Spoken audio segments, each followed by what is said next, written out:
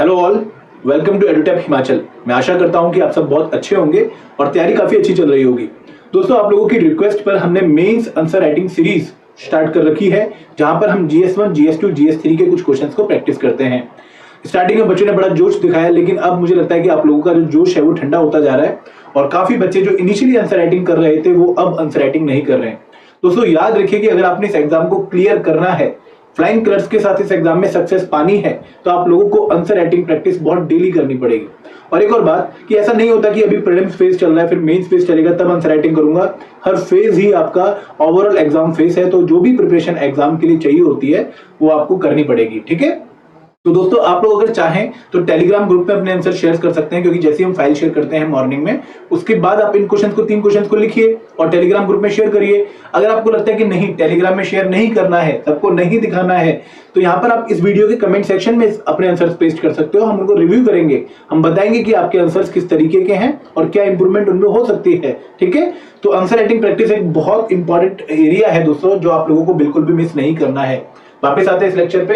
ये है डे 14, जहां पर हम GS2 के 3 क्वेश्चंस डिस्कस करेंगे, जो होंगे 4 मार्क्स के, 8 मार्क्स के एंड 20 मार्क्स के, जो कि हमारा HPS एग्जामिनेशन का पैटर्न होता है। और दोस्तों, ये क्वेश्चंस आपके HP अलाइड और HPNT के लिए भी बहुत इंपॉर्टेंट है, क्योंकि कंटेंट वही है, कंटेंट वही रहेगा, टॉपिक्स वही रहेंगे, तो क्वेश्चंस HP अलाइड में भी पूछा सकते हैं और HPNT में भी पूछा सकते हैं। तो ऐसा नहीं है कि आप सिर्फ HPS के लिए आंसर राइटिंग प्रैक्टिस कर रहे हो, अलाइड और NT में काम नहीं आने वाली है, ऐसा नहीं है। ठीक है, और दूसरी बात है कि हम 3 स्टेप फॉर्मूला को फॉलो करके आंसर राइटिंग करते हैं। 3 स्टेप फॉर्मूला का मतलब क्या है कि सबसे पहले हम क्वेश्चन में कीवर्ड आइडेंटिफाई करते हैं और उस कीवर्ड के हिसाब से हम कंटेंट देते हैं सेकंड स्टेप में, और फिर हम कुछ धनिया, कुछ मसाला डालते हैं अपने क्वेश्चंस को अच्छा बनाने के लिए, जिसको हम कहते हैं कि हम फॉर्डर मटेरियल का यूज करते हैं स्टेज 3 में। ठीक है, तो हम क्वेश्चन सॉल्व करते हैं। पहला क्वेश्चन क्या था हमारा?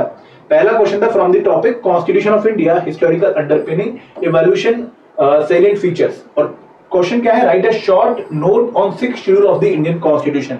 दोस्तों, आप लोगों को लगेगा कि सर आपने क्वेश्चन क्यों पूछा। ठीक है, तो इसका लॉजिक ये है कि टॉपिक आजकल काफी न्यूज में है।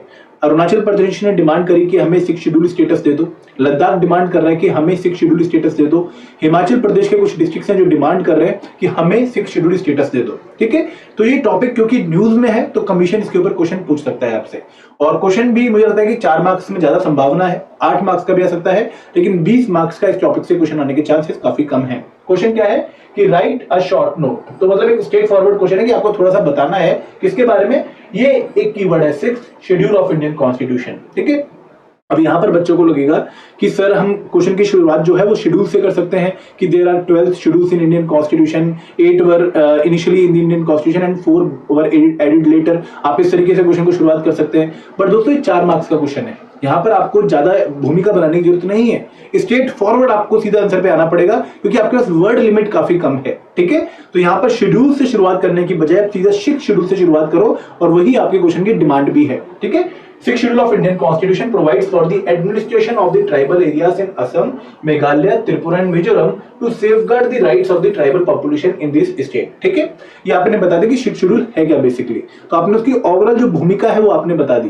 दोस्तों, this is the must part, क्योंकि आपसे पूछा ही गया है कि आपको शॉर्ट नोट लिखना है रिगार्डिंग 6th शेड्यूल, तो आपको पहले बताना तो पड़ेगा कि 6th शेड्यूल डील किससे करता है, किस चीज से रिलेटेड है। देन एक और इंपॉर्टेंट बात, क्योंकि क्वेश्चन पॉलिटी का है, तो आपको कॉन्स्टिट्यूशनल प्रोविजन जो है, आर्टिकल्स जो है, या फिर कोई अमेंडमेंट से रिलेटेड है, या फिर कोई कमेटी से रिलेटेड है, वो आपको पक्का मेंशन करनी पड़ेगी दोस्तों। This is again must for this answer. ठीक है, the special provision is provided under article 244 clause 2 and article 275 clause 1, जहां पर स्पेशल ग्रांट जाती है। ठीक है, तो ये 2 प्रोविजन आपको मेंशन करने पड़ेंगे, क्योंकि यहां पर ही कहीं ना कहीं इन ट्राइबल एरियाज का जिक्र आता है। ठीक है, उसके बाद बोलोगे कि ये प्रोविजन ऐड क्यों किए गए, आपको उसका भी रीजन बताना पड़ेगा कि इन 4 स्टेट्स में ही, ये 4 जो स्टेट्स हैं, असम, मेघालय और त्रिपुरा एंड मिजोरम, इन्हीं में हमने ट्राइबल एरियाज को शेड्यूल 6th शेड्यूल की कैटेगरी में क्यों डाला। क्योंकि दोस्तों, यहाँ की जो ट्राइबल पॉपुलेशन थी वो अभी भी इतनी प्रिमिटिव है, अभी भी इतनी बैकवर्ड है, या अभी भी अपने कल्चर से इतनी जुड़ी हुई है कि वो एसिमुलेट नहीं हुई है हमारे मॉडर्न कल्चर में। ठीक है, अभी भी यहाँ के जो ट्राइबल्स हैं वो अपने नेचुरल एनवायरनमेंट में काफी खुश रहते हैं और अपनी जो गॉड हैं उनकी पूजा करते हैं, अपने कस्टम्स को अपने हिसाब से चलाते हैं, और वो नहीं चाहते कि हम बाहरी दुनिया से एसिमुलेट हों, और कहीं ना कहीं वो चाहते हैं कि मिनिमम इंटरफेरेंस हो आउटसाइड से। तो इनके कल्चर को रिस्पेक्ट करते हुए, इनकी नीड्स को ध्यान में रखते हुए, इनके एरिया के लिए स्पेशल एडमिनिस्ट्रेशन बनाया गया है, जहां पर जो नॉर्मल एडमिनिस्ट्रेशन है हमारे देश का, पार्लियामेंट वाला, स्टेट लेजिस्लेचर वाला, वो अप्लाई नहीं होता। ठीक है। It seeks to safeguard the rights of the tribal population through the formation of autonomous district council। तो यहाँ पर इन एरियाज में एक ऑटोनोमस डिस्ट्रिक्ट काउंसिल बनाई जाती है और उस काउंसिल को कुछ राइट्स दिए गए हैं, जैसे लोकल जो मैटर्स हैं उनके ऊपर लॉ बनाने के। तो ये आप मेंशन करोगे। दोस्तों आपको लगेगा कि सर क्या मुझे 10 के 10 एरियाज मेंशन करने चाहिए जो इन 4 स्टेट्स में आते हैं under the 6th schedule part? तो आपको देखो, अगर नॉलेज है, अगर आप लिख सकते हो 10 के 10 पार्ट, फिर तो बहुत बढ़िया है। क्योंकि यहाँ पर कहीं ना कहीं रट्टा एक बच्चे का अच्छा होना चाहिए कि अगर उसे पता है कि असम में कौन आता है, मेघालय में कौन आता है, त्रिपुरा में एक आता है ना, मिजोरम में कौन आता है। तो अगर आपको याद है कि खासी, जयंतिया, गारो, चकमा, लाई, मारा, त्रिपुरा, दीमा हासो, कार्बी आंगलंग, बोडोलैंड, तो आप इनको पक्का मेंशन कर दीजिए और अगेन एक डायग्राम के थ्रू मेंशन कर दीजिए। ठीक है, कि पहले आप क्या करोगे, 6 शेड्यूल एरियाज, 6 शेड्यूल एरियाज, फिर यहाँ पर स्टेट, एक स्टेट और उसके नीचे ही लिस्ट बना दो 1 2 3। तो इस तरीके से आप एक अच्छा डायग्राम भी प्रेजेंट कर सकते हो अपने आंसर में। ठीक है। और दोस्तों अगेन देखो, फ्लो डायग्राम बहुत जरूरी होते हैं क्योंकि एक ना एग्जामिनर की ब्रेक लगती है वहां पर। आप एक कंटेंट लिखते रहो, पैराग्राफ मेंशन करते रहो, तो कहीं ना कहीं एग्जामिनर बोर होता है। ठीक है, उसको थोड़ा सा ऑकवर्ड लगता है। लेकिन अगर आपने एक स्मार्ट प्रेजेंटेशन करी है, अगर आपने एक डायग्राम बना दिया है, आपने मैप बना दिया है, तो बहुत ही अच्छा माना जाता है क्योंकि एग्जामिनर को लगता है कि यार थोड़ा प्रेजेंटेशन का जो वे है वो काफी अच्छा है, बच्चे का नॉर्मल ट्रेंड से हटकर है। तो यहाँ पर एक और तरीका क्या है कि आप नॉर्थ ईस्ट का मैप बना दो। ठीक है, जो हमारा नॉर्थ ईस्ट वाला पार्ट है इसका मैप बना के असम, मेघालय के आपने एरियाज दिखा दिए, असम के एरियाज दिखा दिए, अगर आप कर सकते हो तो ये सेकंड वे ऑफ रिप्रेजेंटेशन है। अगेन आपके ऊपर डिपेंड है कि आपको कितनी अच्छी नॉलेज है या आपने कितनी अच्छी प्रैक्टिस करी है इस टॉपिक की।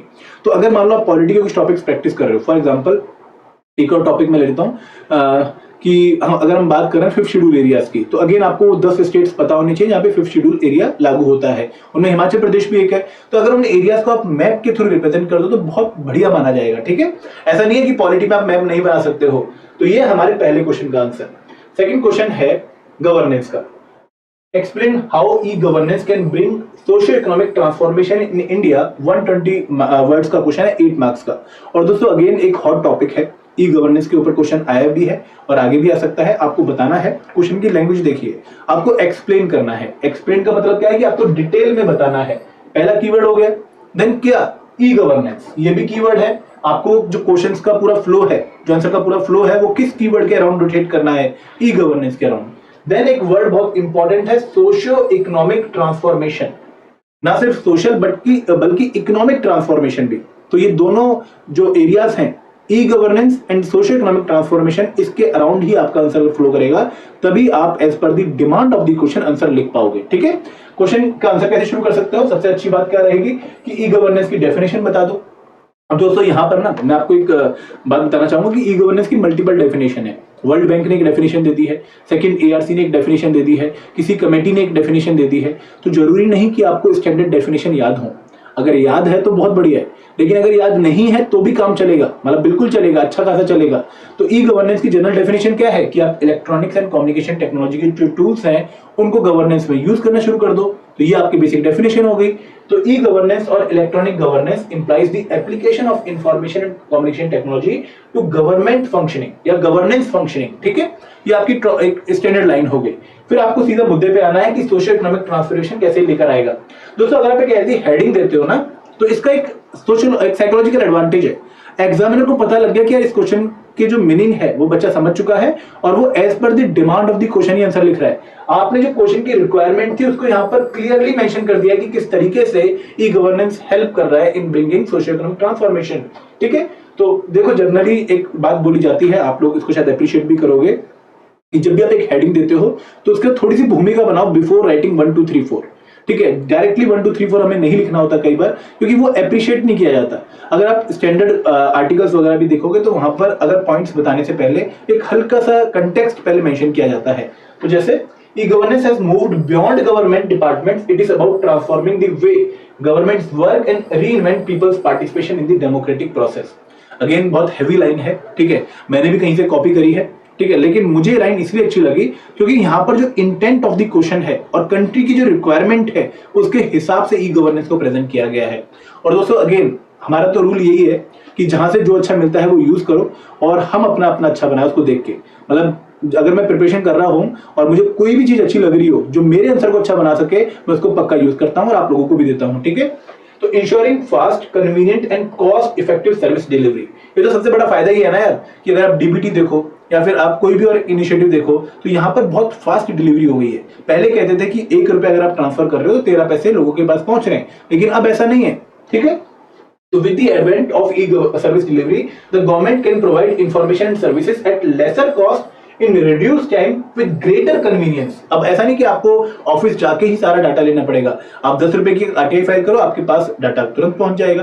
तो ये कन्वीनियंस जो आई है वो ई गवर्नेंस की वजह से आई है। तो गवर्नमेंट ने ऐसा आयुष्मान भारत के लिए आधार बेस्ड आइडेंटिफिकेशन सिस्टम है, ठीक है, आपका एक कार्ड भी बना है आधार जो आयुष्मान कार्ड है। तो ये बहुत अच्छी डिजिटल सर्विस हमें ई गवर्नेंस की वजह से ही देखने को मिल रही है। और अगेन सोशल इकोनॉमिक बेनिफिट है। Then dissemination of information through ICT, again जो मैं एग्जांपल दे रहा हूं आपको आरटीआई का, तो ट्रांसपेरेंसी इंक्रीज हुई है, अकाउंटेबिलिटी इंक्रीज हुई है, तो ये अच्छे अच्छे वर्ड पक्का मेंशन करने हैं।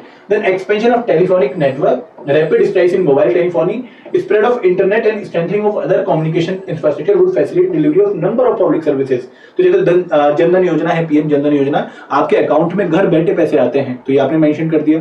Then increase accessibility to information is empower this region and hence enhance their participation. देखो राइट टू इन्फॉर्मेशन को हम कौन से आर्टिकल के अंडर मानते हैं? राइट टू इन्फॉर्मेशन को हम कहीं ना कहीं आर्टिकल 19 का पार्ट ज्यादा मानते हैं। क्यों मानते हैं? कि अगर आपके पास इंफॉर्मेशन है तभी आप खुद को अच्छे से एक्सप्रेस कर पाओगे, तभी आप एक एम्पावर्ड डिसीजन ले पाओगे। तो ये एक बहुत इंपॉर्टेंट पार्ट है कि अगर आपने सिटीजन पार्टिसिपेशन इंश्योर करना है तो पहले उसको इन्फॉर्मेशन दो। फॉर एग्जाम्पल, आप लोग चुनाव में वोट डालने वाले हो, आपके सामने 2 कैंडिडेट खड़े हैं, लेकिन आपको उनके बारे में कुछ पता ही नहीं है, उनका बैकग्राउंड ही नहीं पता, उनके रिसोर्सेज ही नहीं पता कि कितना पैसा है उनके पास, उनका मतलब होता है एजुकेशनल बैकग्राउंड या फिर कोई भी और बैकग्राउंड नहीं पता है आपको, तो आप कैसे एम्पावर्ड डिसीजन ले पाओगे? अपने शक्ल देख के नहीं। तो अगर आपके पास इंफॉर्मेशन आ गई है तो आप एक एम्पावर्ड डिसीजन ले पाओगे, पार्टिसिपेट कर पाओगे। Then improved interface with business and industry, जो बहुत कॉम्प्लेक्स प्रोसीजर थे पहले, जो ईज ऑफ डूइंग बिजनेस बढ़ी है अब, वो बहुत अच्छा है ड्यू टू ई गवर्नेंस। ठीक है, इंटरेक्शन बढ़ी है और हमारा जो गोल है लगभग 5 ट्रिलियन इकोनॉमी क्रिएट करने का, उसमें भी हम एक सही डायरेक्शन में है। इसके साथ साथ more efficient government management of resources, application of ICT ने क्या क्या है कि simplification of complicated process, weeding out of redundant process, simplification in structure and changes in statutes and regulation. तो गवर्नमेंट बहुत सारे एक्ट्स को अब खत्म भी कर रही है, तो this is because of ICT, और आईसीटी से हम बहुत सारे बेनिफिट ले रहे हैं। तो ये आप समराइज कर दोगे इन दी कंक्लूजन। तो इस तरह का आंसर आप मेंशन कर सकते हो। अगेन आपका आंसर जो है वो डिफरेंट हो सकता है, आपके व्यूज के हिसाब से हो सकता है। हम डिस्कशन कर रहे हैं, अगर आपको लगता है कि नहीं सर ये पॉइंट भी होना चाहिए तो कमेंट सेक्शन आपके पास है। ठीक है, आगे बढ़ते हैं, क्वेश्चन नंबर 3 देखते हैं। क्वेश्चन नंबर 3 है from the topic parliament and state legislature, structure, organization and functioning of the union and state executive and the judiciary. GS2 का one of the hottest topic इस टाइम पर judiciary में pendency. Question क्या है कि structural, पहली बात देखिए कीवर्ड है ये, स्ट्रक्चरल एंड प्रोसीजरल दोनों ही कीवर्ड है। Flaws in the appointment process have contributed to the large number of vacancies in various level of judiciary comment। अब यहां पर जो जो पॉइंट्स मैंने बॉक्स में डाल दिया ना, उनको आपने पक्का एड्रेस करना है। पहली बात, स्ट्रक्चरल फ्लॉ। स्ट्रक्चरल फ्लॉ का मतलब क्या है? जो लिखित में फ्लॉ है।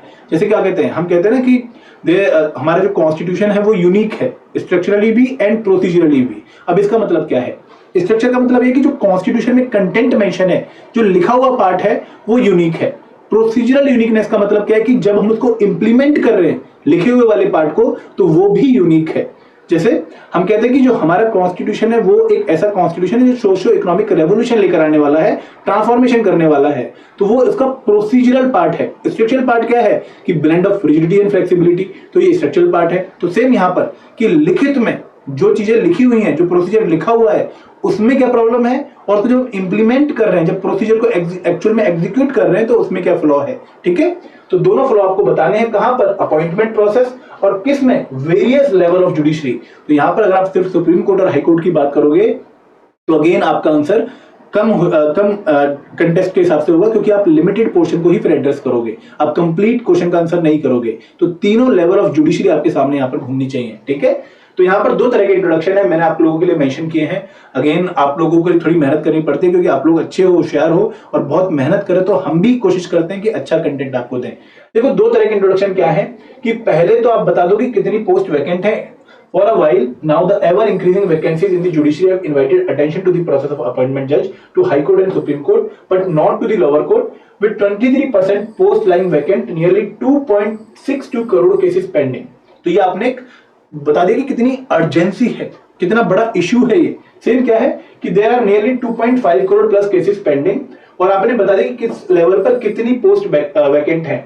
513 post vacant in the subordinate judiciary against a sanctioned strength of 22677। तो अगेन आपने क्या किया कि आपने अगेन डाटा प्रेजेंट किया। दोस्तों ऐसे क्वेश्चन में ना आपको फैक्ट्स बहुत अच्छे पता होने चाहिए। और अगेन मतलब देखो जहां पे तो नंबर मैंने लिख दिया कि 23% पोस्ट, लेकिन अगर आपको याद दिया 20% मोर देन 20% लिख सकते हो आप, मोर देन 2.5 करोड़, जैसे यहाँ पे मैंने नियरली वर्ड लिखा है तो ऐसा भी आप कर सकते हो। यहाँ पर आप मोर देन 22,000 कर सकते हो, यहाँ पर मोर देन 5,000 कर सकते हो। तो रफ डाटा भी आपका चलेगा, लेकिन बहुत ज्यादा वेग भी होना चाहिए कि 5,133 है आप लिख रहे हो कि 10,000, ऐसा नहीं, ठीक है। Then, as per economic survey, subordinate courts are working at 79% sanctioned strength. Again, data आप लोगों के लिए है। It leads to poor judge to population ratio, ठीक है, as India has only 20 judges per million। और कितना रिकमेंड किया कि 50 जज होने चाहिए 1 मिलियन पे, 10 लाख पॉपुलेशन पे, लेकिन इंडिया में 20 हैं। तो आपने अगेन अर्जेंसी इश्यूज की, कितना बड़ा इशू है वो आपने इनिशियली उसको टैकल कर लिया। अब स्ट्रक्चरल फ्लॉ क्या है? सबसे पहला तो जुडिशरी एग्जीक्यूटिव कॉन्फ्लिक्ट। आप लोगों ने आर्टिकल 124 पढ़ा होगा। आर्टिकल 124 में क्या है कि जो प्रेसिडेंट है वो अपॉइंट करता है supreme court and high court के जज। सुप्रीम कोर्ट के जज को अपॉइंट करने के लिए क्या करना पड़ता है कि प्रेसिडेंट ऑफ इंडिया कंसल्ट करेगा चीफ जस्टिस ऑफ इंडिया को, और जो भी जज उसको लगता है नेसेसरी उससे वो कंसल्टेशन करने का अपॉइंटमेंट कर देगा। और हाई कोर्ट के केस में सुप्रीम कोर्ट का चीफ जस्टिस और कोई और जज उनको सही लगता है, सिमिलरली हाई कोर्ट का जो चीफ जस्टिस है उसको वो कंसर्न हाई कोर्ट के चीफ जस्टिस को भी कंसल्ट करेंगे। अब यहाँ पर इशू क्या है कि बहुत सारे लोग इन्वॉल्व हैं, और उसके साथ साथ कहीं ना कहीं जुडिशरी अपना जो डोमेन है वो हायर रखना चाहती है, अपनी कमांड नहीं छोड़ना चाहती, और इंडिपेंडेंस ऑफ जुडिशरी को बरकरार रखने के लिए वो कहती है कि हमें जो मिनिमम एग्जीक्यूटिव पार्टिसिपेशन चाहिए इन दी अपॉइंटमेंट ऑफ जजेस, क्योंकि कहीं ना कहीं एग्जीक्यूटिव इंटरफेरेंस बढ़ जाएगा। ठीक है, तो ये एक बहुत बड़ा कंफ्लिक्ट का इशू है कि आर्टिकल 124 ने तो बोल दिया कि जो सुप्रीम कोर्ट के जज हैं वो कैसे अपॉइंट होंगे, लेकिन 99th कॉन्स्टिट्यूशनल अमेंडमेंट एक्ट जो आया था वहां पर एनजेक आया, नेशनल जुडिशियल अपॉइंटमेंट कमीशन, जहां पर बोला गया कि कमेटी बनेगी और कहीं ना कहीं जो अपॉइंटमेंट ऑफ जज है वो कॉलेजियन सिस्टम को रिप्लेस कर देगी। अब दोस्तों जुडिशरी को पसंद नहीं आया तो जुडिशरी ने इस एक्ट को अनकॉन्स्टिट्यूशनल डिक्लेयर कर दिया। तो ये जो लड़ाई चल रही है ना कहीं एग्जीक्यूटिव एंड जुडिशरी कन्फ्लिक्ट की, इसकी वजह से अपॉइंटमेंट्स में काफी डिले होता हुआ हमें दिखता है। तो this is basically the structural flaw, क्योंकि लिखा हुआ सिस्टम क्लियर नहीं है। थर्ड जज केस में अलग व्यू आ रहा है, सेकंड जज केस में अलग व्यू आ रहा है, फर्स्ट जज केस में अलग व्यू आ रहा है, कंसल्टेशन वर्ड पे ही इतनी सारी मार है। तो ये एक स्ट्रक्चरल फ्लॉ है। ठीक है, अब मेमोरेंडम ऑफ प्रोसीजर चल रहा है तो अगेन इसमें काफी इशू चलता है। देन कोऑर्डिनेशन प्रॉब्लम, अगर हम डिस्ट्रिक्ट जजेस की बात करें तो अगर आप आर्टिकल्स पढ़ोगे 230 के आसपास हैं वो, 234 से 235, तो वहां पर लिखा हुआ है कि जो डिस्ट्रिक्ट जजेस को अपॉइंट किया जाएगा by the governor after consulting the state high court, और जो अदर जज हैं एक्सेप्ट द डिस्ट्रिक्ट जज उनको अपॉइंट किया जाएगा by the governor after consulting state public service commission and the state high court. अब यहां पर क्योंकि मल्टीपल बॉडीज इन्वॉल्व हैं, इसकी वजह से डिफिकल्टी आती है कोऑर्डिनेशन में। Due to the involvement of different agencies there is difficulty in coordination. ठीक है, अब अगर हम बात करें प्रोसीजरल फ्लॉ की, अब दोस्तों देखो मैंने यहाँ पर 2 ही पॉइंट लिखे हैं क्योंकि मुझे स्ट्रक्चरल फ्लॉ 2 ही देखने को मिले। अब यहां पर जबरदस्ती पॉइंट बढ़ा के फायदा नहीं है, मतलब बहुत डिटेल में अगर मैं पॉइंट लिखूं 10-12 कर दूं तो शायद कहीं ना कहीं पॉइंट्स रिपीट होने शुरू हो जाएंगे। तो अगर आपको लगता है कि 2 ही पॉइंट हैं तो उनको अच्छे से एक्सप्लेन कर दो, क्योंकि वो पॉइंट्स काफी अच्छे हैं, इंपॉर्टेंट हैं। ठीक है, अब क्या है प्रोसीजरल फ्लॉ। प्रोसीजरल फ्लॉ क्या है कि सबसे पहले कि जो रिक्रूटमेंट प्रोसेस है वो टाइम पर होता नहीं और रेगुलर नहीं होता है। मतलब लिखा हुआ है कि होगा लेकिन टाइम पर ही नहीं हो रहा है। हर साल होना चाहिए, 3 साल में एक बार हो रहा है, रेगुलर नहीं है। एक बार एग्जाम की नोटिफिकेशन निकाल दी फिर पोस्टपोन ही करे जा रहे हैं। ठीक है, there is tardiness in the process, application बुलाने में, इसका कंप्लीट रिक्रूटमेंट साइकिल कंप्लीट करने में बहुत टाइम लग जाता है। ठीक है, जैसे आप एक डाटा है कि 7 state that follow a 2-tier recruitment system takes over 196 days average for last 10 year. मतलब कितना बड़ा टाइम लग रहा है एक रिक्रूटमेंट प्रोसेस को कंप्लीट करने में। ठीक है, मैं पूरा डाटा दिया, आप अगेन इसको पढ़िएगा एक बार। ठीक है, less frequent conduct of recruitment process and complex procedure, बहुत कॉम्प्लेक्स प्रोसीजर है एग्जाम कंडक्ट करने का। मतलब आप सिंप्लीफाई कर दो ज्यादा बेटर रहेगा और जल्दी हो जाएगा। ठीक है, देन इश्यूज क्या है वैकेंट सीट, क्योंकि मुद्दा है तो आप उसको उसका इश्यूज भी बताओगे। भले ही आपसे क्वेश्चन में कहीं इश्यूज नहीं पूछा है, क्योंकि कमेंट वर्ड है तो कमेंट वर्ड में हमें कहीं ना कहीं चीजों को थोड़ा सा डाइवर्सिफाई तरीके से देखना होता है। तो आप बताओगे कि इस वजह से क्या इशू आ रहा है। ठीक है, और उसके बाद आप एंड में एक वे फॉरवर्ड पक्का दोगे। दोस्तों ऐसे क्वेश्चन पे वे फॉरवर्ड मस्ट होता है। ठीक है, क्योंकि यहाँ पर एक इशू है जिसको आपको सॉल्यूशन भी देना है इनडायरेक्ट मैनर में। मतलब आपसे क्वेश्चन पूछ नहीं रहा कि what is the possible way forward, लेकिन आपकी एक डिप्लोमेटिक जो नेचर है उसके होने के नाते प्लस आपकी जो जॉब है फ्यूचर में उसके रिक्वायरमेंट के हिसाब से आपको एक वे फॉरवर्ड देना पड़ेगा एंड दिस इज मस्ट। ठीक है, तो ये था हमारा आज का लेक्चर। आई होप कि आपने एंजॉय किया होगा। और दोस्तों अगर आपके डिफरेंट व्यू पॉइंट्स हैं मुझसे, अगर आपको लगता है कि सर आप जो कह रहे हो उसके अलावा ये भी हो सकता है, तो कमेंट सेक्शन का यूज पक्का करो यार, क्योंकि ये बहुत अच्छा 2 वे लर्निंग प्रोसेस है। कुछ चीजें हम आपसे सीखते हैं, कुछ आप हमसे सीखते हो, और ऐसे ही गाड़ी आगे बढ़ती है। Thank you very much friends. जय हिंद, जय भारत।